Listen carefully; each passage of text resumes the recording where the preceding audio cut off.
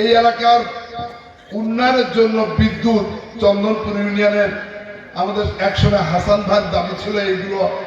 আমাদের সভাপতি ছিলেন বিএসসি মিজান সাহেব, তিনি দাবি করেছিলেন যে এইগুলো করলে তোমার এই এলাকায় কখনো আসতে হবে না। তা আল্লাহ এমন একটি ফ্যাসিস্ট সরকার ক্ষমতাতে ছিল, ক্ষমতা আসার পরে আর সুযোগ ছিল না, কি ছিল? ফ্যাসিস্টরা কি কাজ করে, তাদের গুণবিচার, তাদের চিত্র, তাদের চেহারা বোঝা যায় না, তাদের ভিন্ন ভিন্ন রূপ ধারণ করে, ঠিক কিনা? প্রথমবার 96 সালে তখন সব মিলে ভোট করেছিল, লাঙল, দাড়িপাল্লা, ধানের শীষ, নৌকা, তখন তার হাত মাথায় ছিল হেজাব, ঠিক কিনা? কোরআন শরীফ সামনে রেখে বলেছিল কখনো বেঈমানি করব না, তাই বলেছি ইন্নাল মুনাফিকিনা ফি দারকিল আসফালি মিনান নার। এই কথাটা হলো এই সমাজের মিথ্যুকদের স্থান জঘন্যতম ব্যক্তি হিসেবে চিহ্নিত, ঠিক কিনা? আর দোজখে গেলে ওই ব্যক্তি কবরের মধ্যে সবচেয়ে নিকৃষ্ট যাওয়া থাকবে। যে সাজায় আমি সাজা খেটেছি। আমি আপনাদের এই এলাকার স্কুল ছিল, বিল্ডিং ছিল, এমপিও ছিল, চন্দনপুর স্কুল কলেজের বিল্ডিং, হিজলতির ব্রিজ, হিজলতি পর্যন্ত রাস্তা, এই রাস্তাগুলো সম্পূর্ণ করে বড়ালি হয়ে আমরা করেছিলাম। আল্লাহর রহমতে, আল্লাহর হুকুম হয়েছিল বলে, বেগম খালেদা জিয়া প্রধানমন্ত্রী হয়েছে বলে আমরা শুরু করেছিলাম। তিনি 3 বার এসেছিলেন প্রধানমন্ত্রী হিসাবে, এটা আপনাদের সৌভাগ্যের। কিন্তু কলার মানুষের যারা নেতৃত্ব দিয়েছিল তারা কি কখনো প্রধানমন্ত্রী থেকে কাজ এনে এই এলাকার মানুষের পক্ষে কখনো এসেছে? মসজিদ, মন্দির, প্রতিষ্ঠান, স্কুল, কলেজের এমপিও একসাথে 37টি কলেজের, স্কুলের, মাদ্রাসার এমপিও করেছিলাম। এটা বাংলাদেশের বিরল নির্বাচনী এলাকা তালাকলা। প্রত্যন্ত অঞ্চলের কাজগুলো আমরা করেছিলাম। তাই জনপ্রিয়তার কারণে ভাই বিশ্বাস করেন, আজকে ইসলামী সেমিনার কোরআনের এই তফসির হুজুর পাক সাল্লাল্লাহু আলাইহি সাল্লাম, আমার একটি পরিচয় আছে। আমার দাদা ছিলেন একজন হাজী সাহেব, তার মেয়েটা বিয়ে দিয়েছিলেন ময়জুদ্দিন হামিদি। তিনি একজন শিক্ষিত ফুরফুরা বসিরের রুহুল আমিন পীর সাহেব, এবং দেওগান থেকে পাশ করে তিনি গরিব মানুষ ছিলেন, মেয়ে দিয়েছিলেন। মেয়ে দেওয়ার পরে তিনি বাংলাদেশের এই প্রত্যন্ত উত্তর দক্ষিণ অঞ্চলের হামিদপুর, পরানপুর নামে প্রথমে কলারোয়া প্রাইমারি স্কুলে মাদ্রাসা শুরু করেছিলেন। কিন্তু সেদিনের চাপে কিছু মানুষ সেদিন করতে দেয়নি। পরবর্তীতে হামিদপুর, ময়জুদ্দিন হামিদের নামে নাম দিয়ে হামিদপুর গ্রামে একটি প্রতিষ্ঠান করেছিলেন এলেম শিক্ষার জন্য, আরবি শিক্ষার জন্য। প্রথম সাতক্ষীরায় 1926 সালে তিনি এই এলেম শিক্ষার মাদ্রাসা করে সাতক্ষীরা মানুষকে প্রতিষ্ঠিত করেছিলেন। প্রথম একটি প্রচন্ড দাপটের সাথে করেছিলেন সেই ময়জুদ্দিন হামিদি। উনি হলেন আমার বাবার একমাত্র ভগ্নিপতি, আমার ফুফা ছিলেন। সেই ময়জুদ্দিন হামিদি শুধু এলেম শিক্ষা দেননি, ওই মাদ্রাসা ছিল কামেল মাদ্রাসা। ওই মাদ্রাসায় মোনায়েম খান এসেছিলেন, আইব খান আসার কথা ছিল, খানের সবুর এসেছেন।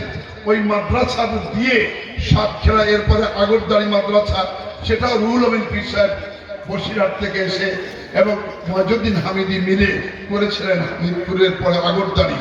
এই সাতক্ষীরার প্রত্যন্ত অঞ্চলে এলেম শিক্ষার জন্য তিনি একক ভূমিকা রেখেছিলেন, এবং তার প্রতিষ্ঠিত অনেকগুলো বই ছিল, সুপ্রতিষ্ঠিত বই ইসলামের পরে এবং মানুষের খেদমতের পরে। তারপরে দাফে নামাজ, ওষুধ তিনি আধ্যাত্মিকভাবে সৃষ্টি করে গ্রামে গঞ্জে বাংলাদেশের প্রত্যন্ত গরু, ছাগল, হাঁস, মুরগি মানুষের খাওয়া তো মনে আছে কি আপনাদের?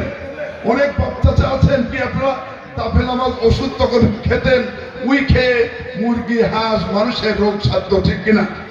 কি মিথ্যা কথা? এই ময়জুদ্দিন হামিদির বইও অনেকগুলো ছিল, তার বড় বড় প্রতিষ্ঠান ছিল, লক্ষাধিক মানুষ হতো। যদিও তার উত্তরবঙ্গে, দক্ষিণবঙ্গে ব্যাপক সুনাম ছিল। আমি এই জন্যই বলছি, আমাদের তিনি এই এলাকার, তাকে শ্রদ্ধা জানিয়ে, এই এত বড় আলেমের শ্রদ্ধা জানিয়ে বলতে চাই, আমরা সাতক্ষীরার মানুষ ধর্মভীরু, ঠিক কিনা? মুসলিম উম্মাহ এবং জাতীয় শক্তি বিশ্বাসী এই সাতক্ষীরার মানুষ। তাই ক্ষমতা আসার আগে সাতক্ষীরাকে আপনারা দেখেছেন যে 96 এর যিনি ছিলেন তসবিয়ার হেজাব মাথায়, আর পরবর্তীতে তিনি নির্বাচনে আপনারা জানেন যে 2008 সালে তিনি বললেন যে 10 টাকার চাউল খাওয়াবে, ঘরে ঘরে চাকরি দিবে, সাহার ফ্রি দেবে, মানুষ বিনা বেতনে পড়াশুনো করবে, সুখ থাকবে, শান্তি থাকবে, মানুষ যা চাবে সকল উন্নয়ন তিনি করবেন। আপনারা কি 10 টাকার চাউল পাচ্ছেন? পেয়েছিলেন? সার ফ্রি পেয়েছিলেন? কীটনাশক পেয়েছিলেন? তাহলে আমি যে আয়াতটা পড়লাম আল কোরআন থেকে, কোরআন মজিদ থেকে, মিথ্যুক না? কি জোরে বলে মিথ্যুক না, সত্য না মিথ্যা? তারপরে আপনারা জানেন যে সেই মুনাফিকি করে শেষ হয়নি। এমন কোন গ্রাম নেই, এমন কোন ঘর নেই, এমন কোন বাড়ি নেই মানুষ ঘুমাতে পেরেছে করে। চাকরির পরিবর্তে ঘরে ঘরে চাকরি নয় না দিয়ে কেস দিয়ে ছেড়ে দিলেন, সাজা দিলেন, ঠিক কিনা বলেন? এরপরে সমগ্র আলেম ওলামাদের পরে হামলা করলেন। আজকে আপনারা ধর্মসভা করছি, কোরআন মজিদের আলোকে আলোচনা করছি, আল্লাহ এবং রসুলের নিয়ে কথা বলছি, আমরা কোরআনের 2-1টি আয়াত পড়ছি। এই সুযোগটি কি 15 বছর ছিল? কি জোরে বলেন ছিল? এই যে আহাজারি ভাই থেকে আরম্ভ করে মমিনুল হক থেকে আরম্ভ করে কেউ কি স্বাভাবিক জীবন যাপন করতে পেরেছেন? কুষ্টিয়ার আমার এই ভাইয়ের নাম কি যেন, আমির হামজা, কি জেলে গিয়েছেন না? আমাদের তারেক মনোয়ার সাহেব জেলে গিয়েছেন না? আমাদের বিএনপির অনেক নেতা জেলে গিয়েছেন না? আমাদের জামাত ইসলামের আমির নিজামী সাহেবকে কি ফাঁসি দিয়েছেন না? বিএনপির নেতা সাকা চৌধুরীকে ফাঁসি দিয়েছেন না?